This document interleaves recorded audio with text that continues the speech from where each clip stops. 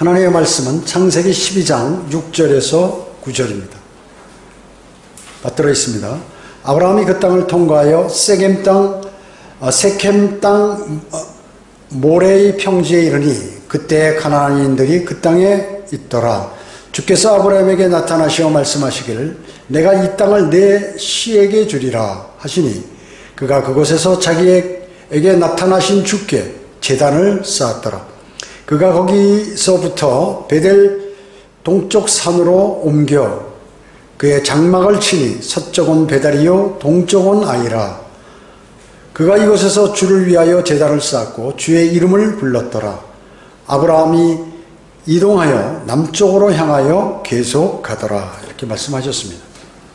오늘 이 말씀을 가지고 멸망당할 유엔에 대한 최초의 경고라는 제목으로 말씀을 드리겠습니다.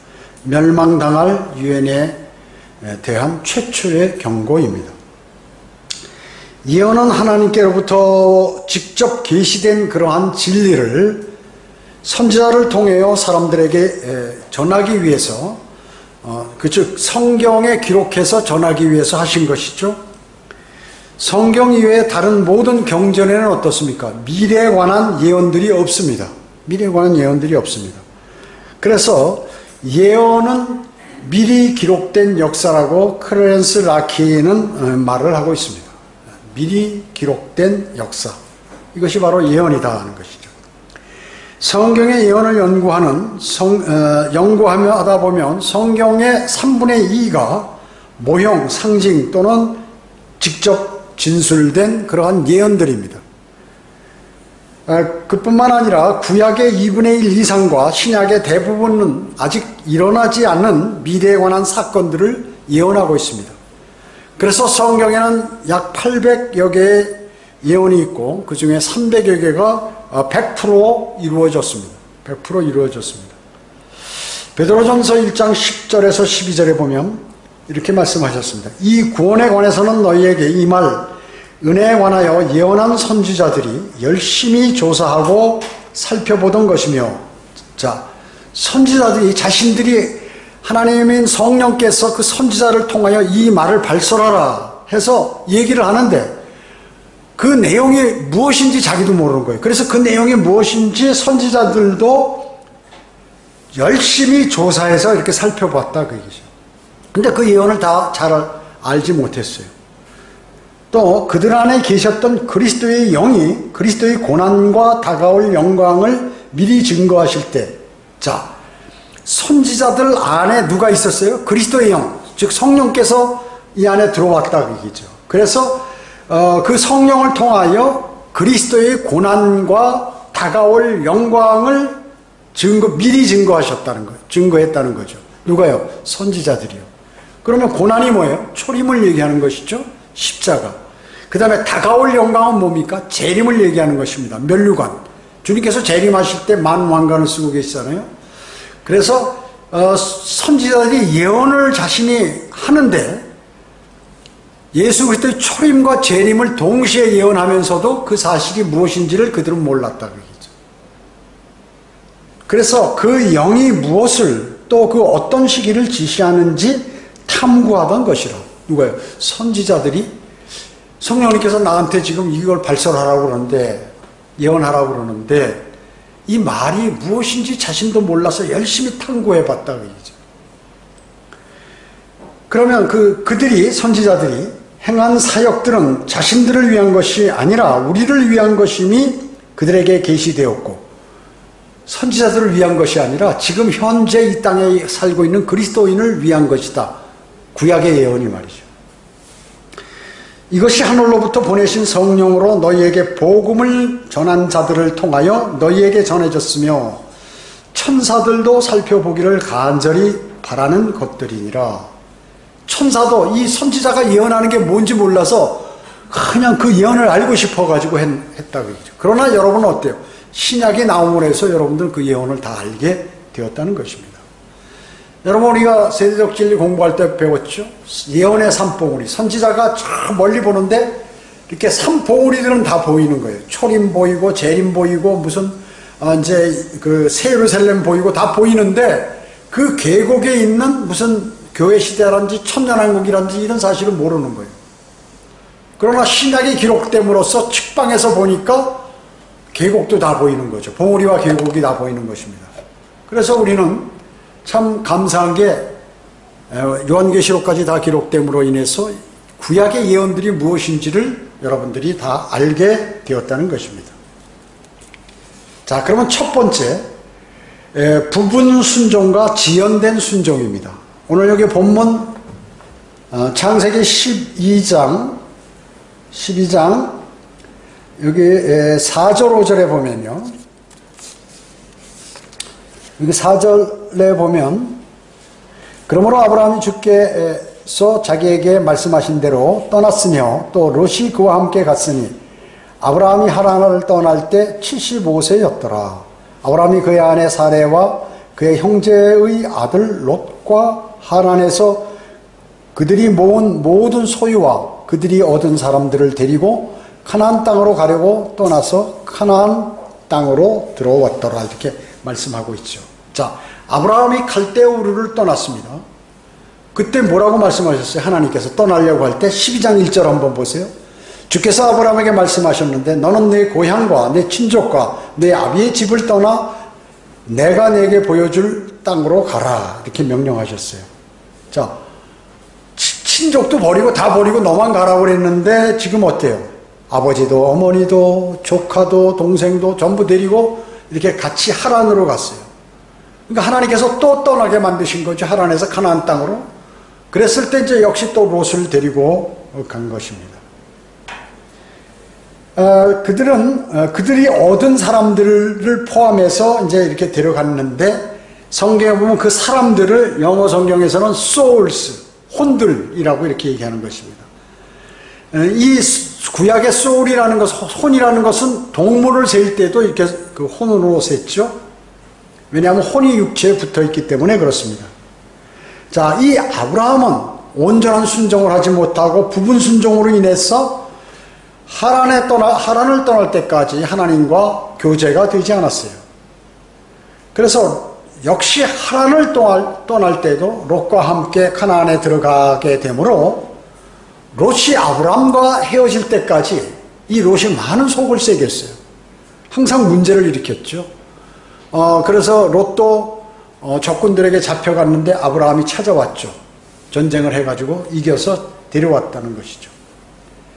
자, 그렇기 때문에 이 아브라함에게 명령한 그 명령들이 온전하게 이루어지지 못했다는 거예요. 나중에 롯과 헤어지고 나서 본격적으로 하나님께서는 아브라함과 교제하시고 아브라함을 관장하고 또 아브라함을 인도하시기 시작하신 것입니다. 그리스도인들도 우리가 순종하려면 온전한 순종을 하는 것이 대단히 중요합니다.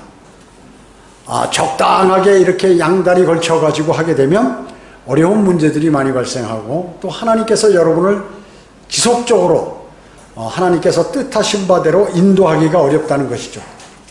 두 번째, 먼저 선점하거나 먼저 등장하는 모방의 귀재인 사탄입니다.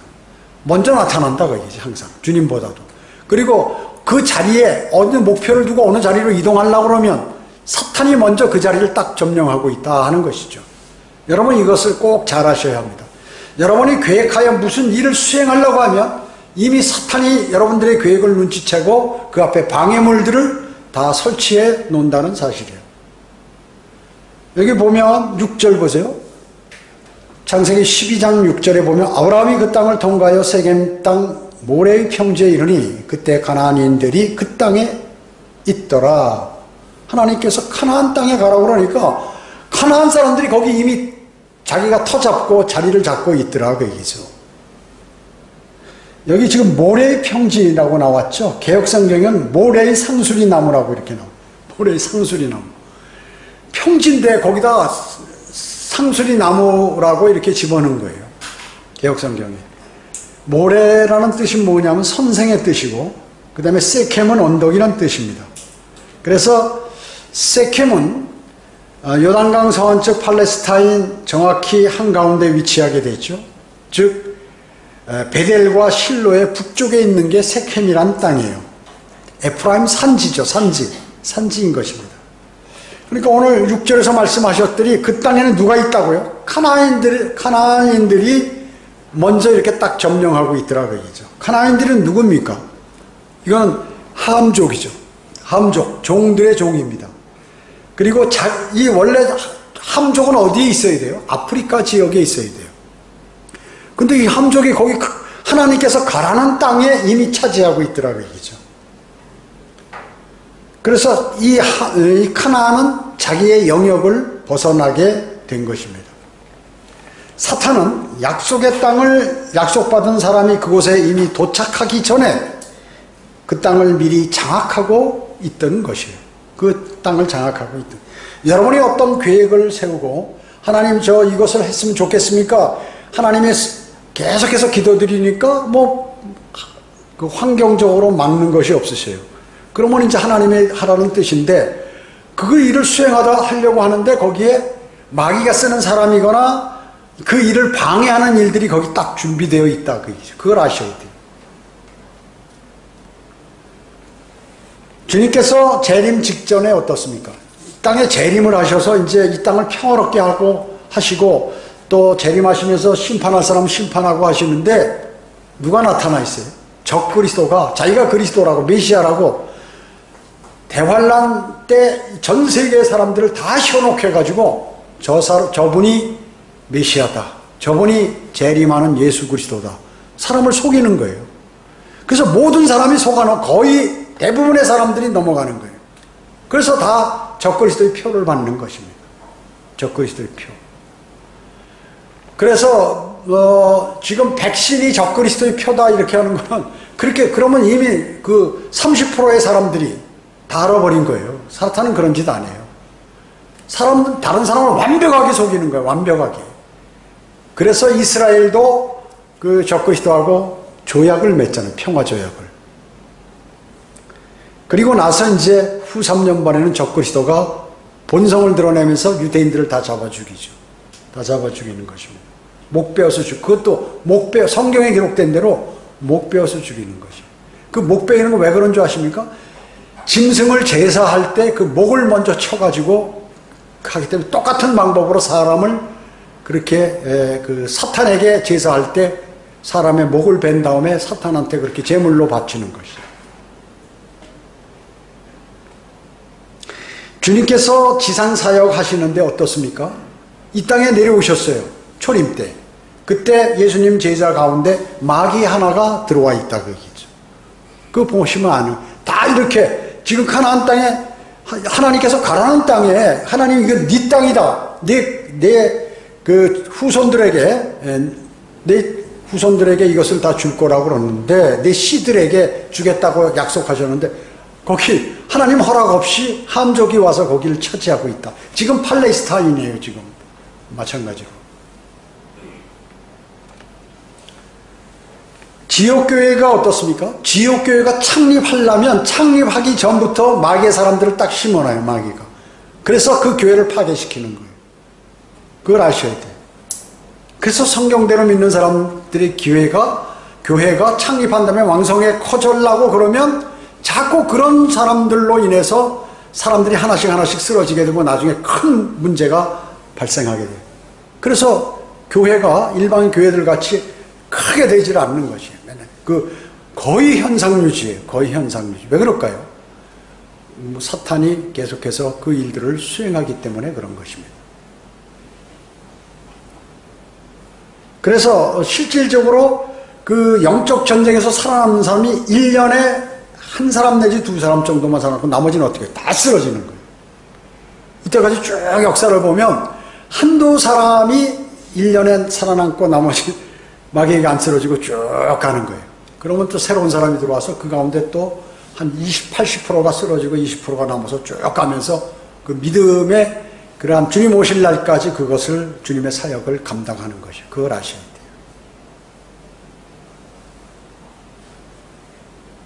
여러분이 믿음의 결심을 하고 열심히 주님을 섬기려고 하면 여러분의 주변 환경을 어렵게 만드는 것입니다. 심지어 몸을 아프게도 만들고 주변에 사고가 나도록 만들고 가족 간에 문제가 발생하도록 만들고 여러분들의 마음을 이상하게 만들기도 하고 때로는 이렇게 하는 것이죠.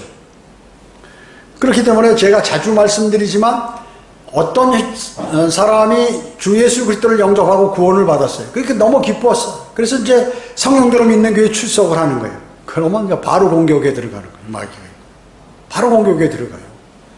그 사람에게 하나님의 말씀을 듣지 못하게 하든가 마음속에 이상한 생각을 불어넣어서 세상과 비교하고 세상 교회와 비교해서 그 사람을 아주 약화시키는 거예요. 그래가지고 이제 대부분 보고 구원받아서 간믿음 생활을 하려고 할 때 쓰러지는 그러한 사람들이 제일 많다. 3개월 이내에 쓰러진 사람이 가장 많은 것이에요. 자, 그 다음에 또 어때요? 이제 믿음을 갖고 침례 식대에 대해서 침례를 해요. 그럼 침례를 받게 되면 자신이 결심을 하거든요. 사람이라는 게. 왜냐하면 하나님께 내가 예수 그리스도와 함께 죽고 묻히고 장사되었다고 간증을 했기 때문에 선한 양심의 응답을 하나님께 드렸다. 자기가. 결심을 한 거거든요. 그게. 침례는 구원받은 사람은 그래서 반드시 침례를 받아요. 자기 마음에서 그게 일어난다. 그 얘기죠. 그 침례 순종하지 않는 사람은 이상한 사람이에요. 그래서 구원받고도. 그 침례를 받고 나면 이제 마귀가 공격을 하는 거예요. 이제 결심을 하기 때문에 결심할 때면 마귀가 그것을 무너뜨리기 위해서 여러 가지 일들을 수행하게 되죠. 거기에 넘어가는 사람들이 또 대부분이라고 얘기죠. 대부분이에요. 이후에 어떤 경로를 통해서건 그 사람을 쓰러뜨리는 것이에요. 자기 마음에 무엇이 일어났던 이상한 그 성경대로 믿는 교회에서 자기가 싫은 것을 발견했던 뭔가 했던 하여튼 그렇게 만든다고 얘기죠. 그 다음에 어때요? 성경을 그냥 교회 출석하고 예배를 열심히 드리다가 이거 안 되겠네. 내가 성경을 공부해야지. 별도로 성경을 펴놓고 집에서 성경을 읽어가면서 이게 무슨 구절이지 때로는 책도 사서 보고 주석서도 보고 유튜브 설교도 듣고 이렇게 결심을 한다고요. 사람이. 그럼 어떻게 해요? 마귀가 보낸 사람을 보내든가 아니면 자신이 또 어려운 일이 생기든가 무슨 급히 신경을 써야 되고 막 집중해야 되는 일들이 발생해서 거기에 빠지다 보면 어떻게 해요? 그 성경 공부하는 게 물 건너가는 거예요. 그러면 약화되겠죠. 믿음이. 약화되면 마귀가 갖고 놀기에 아주 좋은 거죠. 그뿐만 아니에요. 또 결심해서 나 이제 입을 벌려 복음도 전해보고 교회 헌신도 하고 또 주님의 일에 헌신도 해야겠다고 하면 마귀가 공격해. 그래서 실제로 구원받은 그리스도인이 주님 오실 날까지 신실하게 믿음 생활하기는 결코 쉬운 일이 아니다 하는 것이에요. 결코. 제가 성경대로 믿는 사람들 이때까지 30년 역사를 통해서 보면 다 그랬다고 얘기죠. 그걸 아는 거예요. 그렇기 때문에 무슨 일이 딱 발생하면 앞으로 일어날 것까지 다 예견이 되는 거죠. 예견이 돼요. 왜냐하면 마귀는 하는 방법이 똑같기 때문에. 똑같아요. 구약 때 그 창세기에서 이브에게 아담이 다가와서 하는 방법이나 예수 그리스도께서 사역하려니까 하는 방법이나 사도들에게 예수 그리스도 마귀가 공격하는 방법이나 똑같다고 얘기죠. 예수 그리스도의 대응도 똑같아요. 똑같아요. 이것이 바로 성경에 기록되어 있다는 얘기죠. 그렇기 때문에 때마다 마귀는 방해를 하는 거예요. 그러니까 쉽겠습니까? 여러분이 한 사람의 운동 경기자가 마라토너나 무슨 격투기라든지 무슨 단체 경기라든지 해서 그 개인이나 단체가 올림픽에서 금메달을 따려면 그게 쉽습니까? 그 중에 에이스, 제일 잘하는 사람 몇 명들이 그 경기를 주도해서 단체 경기 같은 거는 하는데 그 사람들이 다리가 부러진다든지 인대가 늘어난다든지 무슨 안에 무슨 암이 생겼다든지 이래버리면 어떻게 되나요? 열심히 단체에 한 20여 명이 쫙 해서 이제 막 극도로 실력을 발휘해서 다 해치고 예선들 해치고 본선에 가서 이제 금메달을 따려고 하는데 덜컹 걸려버려요. 똑같아요. 또 어느 코치 감독이 잘못 작전을 해가지고 상대한테 한 점 차이로 지든 거. 한 점 차이로 져도 지는 건 지는 거니까. 기록 경기에서 0.0001초만 앞서 뒤져도 지는 거니까. 그렇게 어렵거든요. 똑같아요. 한 성도가 주님의 재림 때까지 믿음의 경주를 하는 데 있어서 그와 같다는 것이에요. 그러니까 어떻게 해야겠어요? 그러면 성령님께서 나를 만약에 도우신다면 성령님의 쉽게 얘기하면 간단하게 등에 업혀서 내가 지금 그 순례길을 확 간다고 그러면 쉽겠죠. 그런데 이걸 자신이 가려고 하니까 어려운 거예요. 내가 막 어떻게 해서든지 내 꾀로, 내 실력으로, 내 판단으로, 내 경험으로 가려고 하니까 마귀에게 걸려드는 거예요. 성령님께서 주님이 싸우시면 100% 승리야. 그 교훈이 어디 나왔어요? 구약성경에 이스라엘과 적군들과 싸울 때 우리는 교훈을 얻어야 되는 것이죠. 주님이 작전 지시에서는 단 한 번도 진 적이 없어요. 인간의 머리로 작전해서 했을 때는 반드시 패했다 그 얘기죠.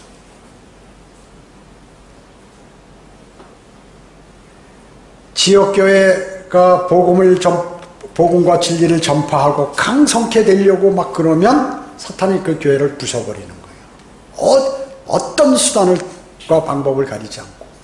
그걸 아셔야 돼요. 그렇기 때문에 얻어맞을 각오하고 하는 거예요. 그게. 그런 게 전혀 없을 것이다. 내가 이길 것이다가 아니라 언제 어든지 얻어맞을 수 있는 준비. 여러분, 복싱 선수가 이기려면 어떻게 해요? 힘이 세가지고 상대방 선수만 막 두드려 패가지고 이렇게 자기가 이겨요? 남을 이기려고 하면 남을 11대 때리면 자기는 최소한 10대는 맞아야 되는 거예요. 그 맞고도 안 쓰러져야 이기는 거예요. 똑같아요.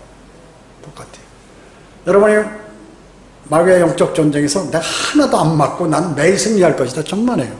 지기도 하지만 종합 결과에서 이겨야 된다는 것이죠.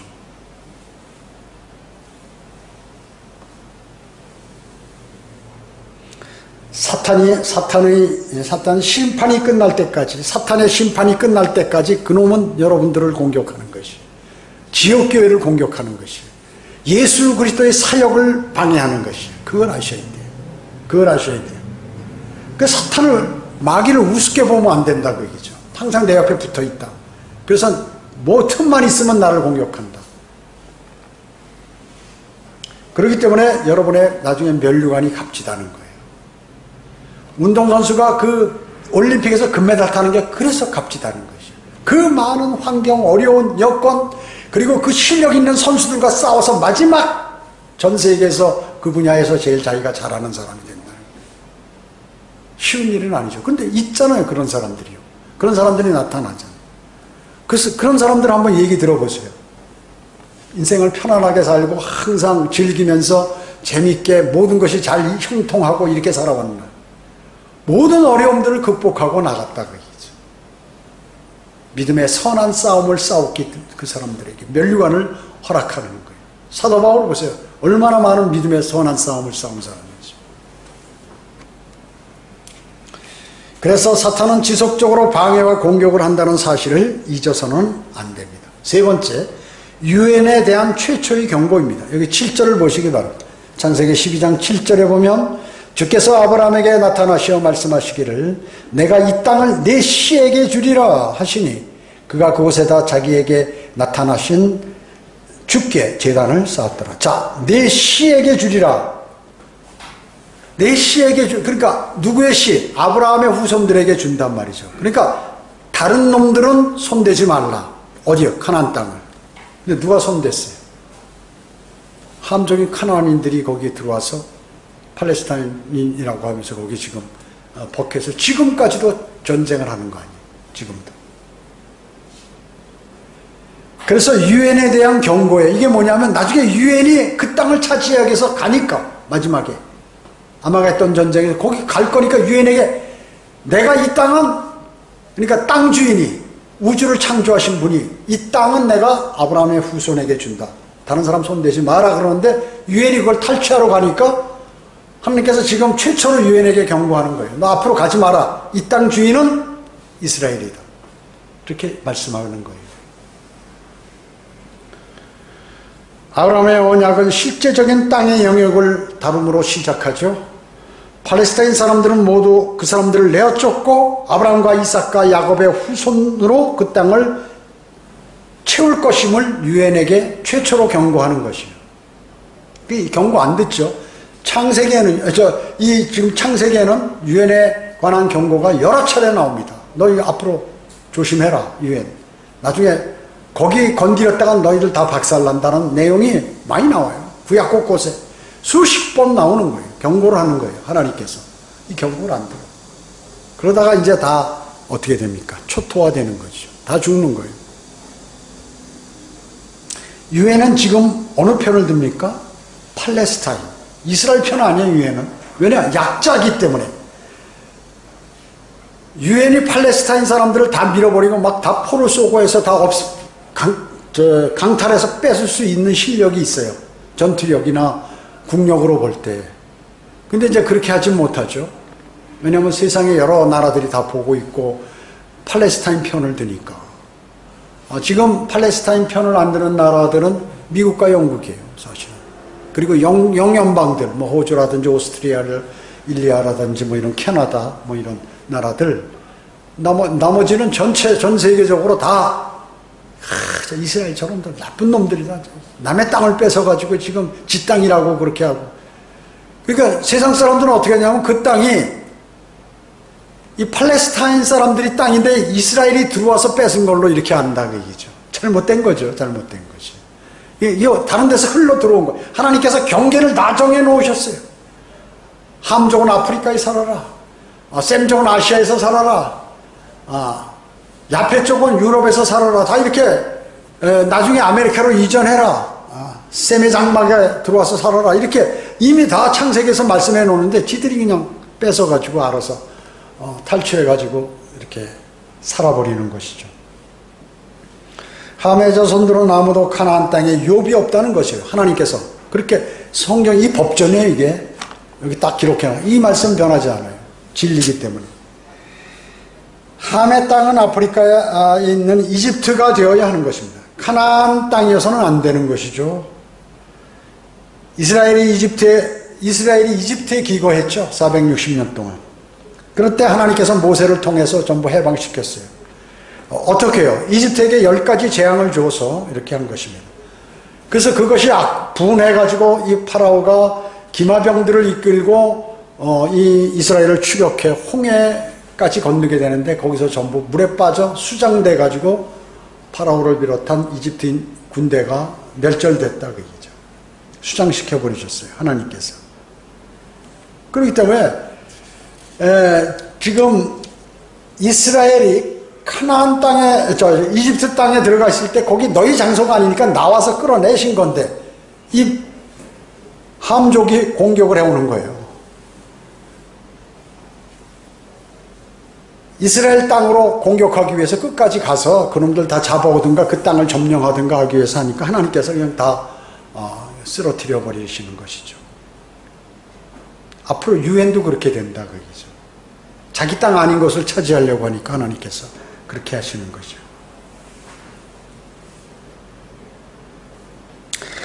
가나안의 경계는 가나안 땅, 곧 팔레스타인 땅으로 불리는 곳을 차지하게 됐어요. 가나안이 그것을 차지하게 되는데 그들이 최초의 팔레스타인 사람들이라는 것이죠.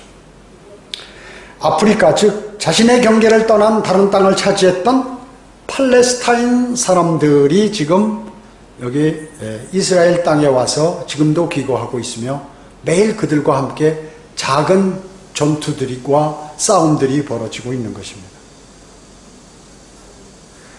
마호메트의 모든 아랍 후손들, 이 사람들은 종들의 종이죠. 그렇기 때문에 그들의 어미 이집트 여인 하가를 따르게 될 것이에요. 이집트에 아브라함이 어땠어요? 자기의 그 기근이 들어서 이집트로 갔잖아요. 자기 뜻대로 하나님께서 가라고 그러신 거 아니에요. 자기가 간 거죠. 그러니까 거기에서 얻은 결과가 뭐예요? 함족 안에. 물론 하갈이 여종이지만 애를 못 낳으니까 이제 사례가 그렇게 한 것이죠. 롯의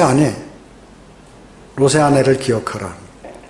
그래가지고 거기에서 아브라함은 거짓말도 하고 뭐 이런 그 함족 여인들을 얻어가지고 나오게 되고 이래가지고 문제가 되어버린 거예요. 인간의 생각으로 무엇을 하게 되면 나중에 그 후손과 자신이 얼마나 많은 대가를 치러야 되는지 이걸 모르는 것입니다. 지금까지 원수 아니에요. 그래서 롯의 딸들이 난 사람들하고 하갈이 낳던 이스마엘 후손들이 지금 이스라엘을 공격하고 매일 전쟁하니.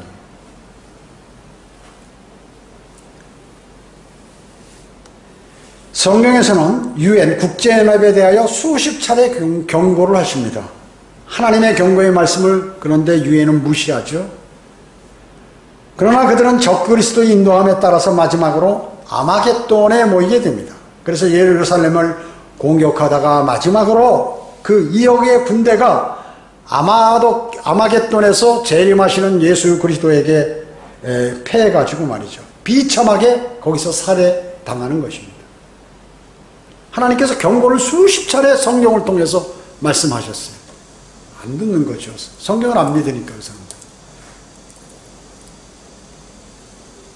그래서 피가 말고피까지 사고 그 피의 강이 320km나 흐르게 될 것이고 7개월간 시체를 처리하며 7년간 그 무기를 태운다고 성경에 기록되어 있습니다. 요한계시록 9장 16절에 보면 기병대의 수는 2억이니 내가 그들의 숫자를 들었노라. 기병대. 그때 유프라테스 강이 말라버리니까 기병대들이 글러가는. 자, 기병대라고 그러는데 무슨 말도 타겠죠. 그런 건 지형이 산악지형 같은 데는 말들을 타고 가면 되니까요. 그 다음에 기병대, 기갑부대가 뭐예요? 탱크 아니에요? 탱크. 현대전으로 하면. 탱크들이 강이 말라버리니까 그대로 밀고 들어가는 거예요. 탱크들도. 물론 말들도 가게, 산악지역에 갈 때는 말들, 러시아에 지금 말들을 많이 기르고 있죠. 요한계시록 16장 15절은 그가 그들을 히브리어로 아마겟돈이라고 하는 곳으로 모으더라. 이렇게 말씀하셨어요. 유행군들을 아마겟돈으로 모으더라고 하겠죠. 이스라엘을, 예루살렘을 공격하기 위해서. 요한계시록 14장 20절에 보면 그 포도즙 틀이 도성 밖에서 짓밟히니 그 틀에서 피가 흘러나와 포도즙 틀인데 피가 흘러나온다. 아, 포도즙을 피로 말씀하는구나 하는 거 아세요? 포도즙 틀이 도성 밖에서 짓밟히니, 여러분 포도즙 틀이 짓밟히는 게 뭐예요? 포도를 딸 때 큰 그릇에다 밑에 이렇게 구멍을 해놓고 밑에 양동이를 대놓고 사람들 수십 명이 그 안에 들어서 맨발로 이렇게 밟는 거예요. 그럼 포도가 터져가지고 그 포도즙이 이렇게 그 호수를 통해서 양동이로 들어가게 해서 그걸 모아가지고 포도주를 만드는 거거든요. 그러니까 사람을 그렇게 짓밟으면 피가 터지는 거. 이것을 묘사하는 것이죠. 이렇게 묘사하는 것입니다. 그 포도즙 틀이 도성 밖에 짓밟으면 그들의 피가 흘러나와 말고빛까지 닿고 1600 스타디온까지 퍼지더라. 1스타디온이 200m니까 약 320km나 되게 피가 흐른단 말이죠. 이 말고빛 높이, 가슴 높이로 해서 쫙 그냥 피의 강이 흐르는 거예요. 2억의 군대가 몰살당하니까. 요한계시록 19장 15절에 보면 그의 입에서는 예리한 칼이 나와 그곳으로 민족들을 칠 것이요 또 철장이 뭐예요? 쇠파이프. 그들을 다스릴 것이며 그는 전능하신 하나님의 맹렬한 포도즙 틀을 밟으실 것이라. 재림하시면서 포도즙 틀 밟는 식으로 사람들을 그냥 다 깔아뭉겨가지고 피투성이가 되게 만드실 것이다 하는 것이죠. 에스겔 39장 9절에는 무기를 7년간 태우고 역시 12절에는 시체를 매장하는데 7달이나 걸린다고 기록하고 있습니다. 네 번째, 하나님의 집과 하나님의 방향입니다. 여기 8절 9절 보시기 바랍니다. 그가 거기서부터 베델 동쪽 산으로 옮겨져 그의 장막을 치니 서쪽은 베델이요 동쪽은 아이라. 그가 그곳에서 주를 위하여 제단을 쌓고 주의 이름을 불렀더라. 아브라함이 이동하여 남쪽으로 향하여 계속 가더라. 이렇게 말씀하셨습니다. 자, 베델은 뭐예요? 하나님의 집이란 뜻이죠. 여기서 베델이라는 단어가 처음 언급됩니다. 성경상에서. 이 베델은 뭐예요? 솔로몬이 죽은 후에 이스라엘이 남북으로 갈렸죠. 왜 그렇습니까? 여기 여로보암이 이스라엘 민족을 민족적으로 배교해가지고 배교하도록 만들었던 그 장소가 바로 베델이에요. 베델.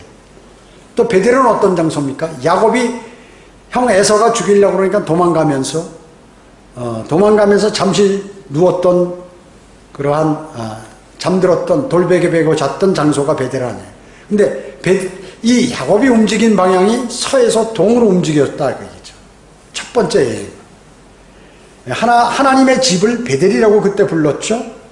그런데 이 잘못된 방향이에요. 서에서 성경에서 서쪽에서 동쪽으로 이전하는 것은 잘못된 방향이라고 얘기죠. 지금 야곱은 잘못된 방향으로 도망가고 있는 것이에요.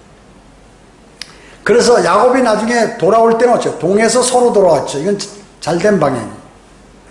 그래서 올바른 방향이죠. 그것을 돌아올 때 야곱이 엘베델이라고 그랬어요. 베델의 하나님이라고 이렇게 부르는 거죠. 엘이라는 게 하나님이라는 뜻이거든요. 엘베델, 베델의 하나님이라 올 때는요. 자, 현재는 하나님의 집은 어디에 있습니까? 하나님의 집. 베델에 있나요? 아니요. 그리스도인 몸이 하나님의 집인 것입니다. 여러분이 성전이에요. 성령께서 내주하기 때문에 그리스도인의 몸이 성전인 것입니다. 아브라함은 남쪽으로 이동했다고 그랬죠. 9절에 보면 남쪽으로. 남쪽이 어디예요? 이집트 방향으로 가는 거예요. 이집트로. 역시 잘못된 방향이죠. 잘못된 방향. 이집트로 향한다는 뜻은 세상의 예표인 이집트로 간다. 세상 제도를 향하여 간다는 것이고요. 하나님께서는 이집트로부터 이스라엘을 불러내셨죠. 자기 아들 예수 그리스도도 역시 헤롯이 죽이려고 그러니까 그걸로 피신했다가 그것으로부터 불러내셨습니다. 신약 성도들은 또 어디서 불러내셨어요? 세상의 예표인 이집트의 예표인 세상으로부터 여러분들을 불러내신 거예요. 그러니까 이집트는 선한 것이 나오질 않아요. 그 성경 병기의 장소가 어디예요? 이집트에 있는 알렉산드리아라는 도시라고 얘기죠. 그때 그 당시 거기는 세계에서 가장 큰 도시였고 거기에 석학들이 세계 머리 좋은 사람들이 다 거기 모여서 성경학자들이 거기 모여 있는데 그곳에서 성경 병기가 이루어졌다는 것입니다. 아브라함도 기근으로 어떻게 이집트로 내려갔죠. 내려갔지만 육신이 편할 것 같아서 내려갔는데 영적으로는 피폐해져 버렸다 그 얘기죠. 육신으로는 뭔가 좋고 아브라함이 거기 갔을 때 많은 재물들을 얻어왔어요. 왜냐하면 파로가 죽을까 봐 혹시 몰라서 많은 보화를 줘서 보냈거든요. 그렇지만 거기에서부터 얻은 영적으로는 피폐해져 버렸죠. 함정 여인들을 얻어가지고 자기 아내도 거기서 얻게 되고 롯의 아내도 얻어가지고 이스라엘의 자기 후손들의 원수들을 길러내는 그러한 일들을 하게 됐죠. 그래서 이스라엘의 대적자들을 양산하게 되었다는 것입니다. 그뿐만 아니에요. 거짓말했잖아요. 저 거짓말. 자기 아내를 누이라고 그러고 뭐 실제는 누이예요. 이복 누이니까. 그런데 자기 아내거든요. 그 누이기 전에. 그리고 죽을 고비를 많이 넘겼어요. 믿음이 좋고 하나님의 친구로 불렸던 그 아브라함이 이러한 죄를 짓기 때문에 우리는 이거를 유심히 봐야 돼요. 하나님의 친구고 하나님께서 명령에 순종했던 그러한 사람이 또 자기의 그 외아들을 말이죠. 하나님께서 바치라니까 그렇게 순종했던 그 사람이 이런 일들을 벌이는구나. 이런 죄를 또 짓는구나 했을 때 그리스도인은 절대로 세상으로 내려가면 안 된다 그 얘기죠. 그럼 100% 죄를 짓는 거예요. 그리스도인. 그러면 어떻게 돼요? 그것으로 인한 영향을 여러분들이 나중에 어마어마하게 받게 된다. 몇 배로. 차라리 안 갔으면, 차라리 가고 싶었으면 하나님께 여쭤보든가. 하나님 저 너무 여기 먹고 살기 힘드니까 이집트로 가야겠습니다. 어떻게 갈까요 말까요 물어봐야 되는데 지가 그냥 여기 먹을 거 많구나. 글로 가면 되지 하고 갔다 그 얘기죠. 그래서 여러분은 이 교훈이 뭐예요? 절대로 여러분은 이집트로 내려가면 안 된다. 즉 세상으로 돌아가면 여러분들은 어마어마한 일이 잘 될 것 같지만 나중에 피해를 보게 된다는 것입니다. 공정이 사라지고 멸류관이 없어져 버리겠죠. 없어져 버립니다. 왜냐? 주님 오실 날 가까운데 이제 주님 오실 날 가까우면 그걸 준비했어야 되는데 오히려 이때까지 열심히 하다 그걸 버려버렸으니 참 슬픈 일이죠. 주님께서는 그분의 사람들을 섭리적으로 인도하십니다. 섭리적으로. 그래서 완벽하게 인도하셔서 이상형 현실에 여러분이 주저하는 가운데 현실에게 너무 이렇게 신경을 쓰게 되면 내가 힘들고 어려울 때 어때요? 실족하게 돼요. 믿음이 약화돼요. 여러분이 어려울 때일수록 그때는 주님과 만날 때예요. 내가 어려우니까 할 수 없으니까 그럼 누구에게 의탁하겠어요? 그리스도인이? 하나님께 의탁해야죠. 하나님, 주님 이거 좀 해주세요. 내가 어떻게 했으면 좋겠습니까? 내가 어느 길로 가야 됩니까? 내가 지금 없어서 쓰러지겠습니다. 뭐 이렇게 해가지고 주님께 간구를 드려서 주님이 조정을 하셔야지. 가장 좋은 기회가 여러분이 어려움을 많을 때입니다. 풍부할 때는 별로 이게 교제가 안 되는 것이죠. 풍부한 사람이 주님과 교제가 잘 된다. 와, 그 사람은 아브라함 같은 복을 받는 사람, 다윗과 같은 복, 야곱과 같은 복을 받는 사람, 또 요셉과 같은 복을 받는 사람이라고요. 그 사람은요. 여러분, 우리 모두는 아브라함이 하나님께서 어떻게 명령하셨고 거기에 쓸데없는 함정이 들어와서 지금 어떻게 해서 앞으로 그 결과가 이때 창세기 때 하신 말씀을 안 들어가지고 나중에 어마어마하게 아주 초토화돼서 다 죽게 되고 죽어서 불과 양이 타는 지옥에 가버리고, 아브라함 같은 신실한 사람도 이집트로 내려가니까 이런 죄들을 짓게 되고, 그리고 그것이 후손에게까지 그런 어려움들이 생기게 되고, 이러한 것들을 우리는 교훈 삼아야 하는 것이고, 그리스도인이 아무리 어려워도 세상으로 돌아가면 안 돼. 주님께 돌아가요. 주님을 찾아야 돼요. 그렇게 해서 주님의 인도하심을 꼭 받으시기를 주님은 원하시는 것입니다. 기도하겠습니다. 주님 감사합니다.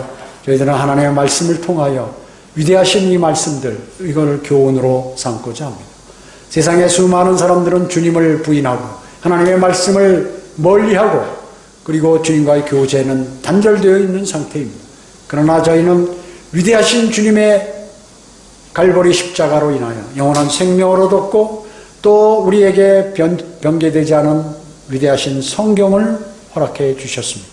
그뿐만 아니라 성경을 공부하고 하나님의 사람들과 함께 주님께 경배드릴 수 있는 특권을 허락해 주시고, 또 복음과 진리를 전하고 모든 것을 헌신할 수 있는 모든 터전을 주님께서 마련해 놓으셨습니다.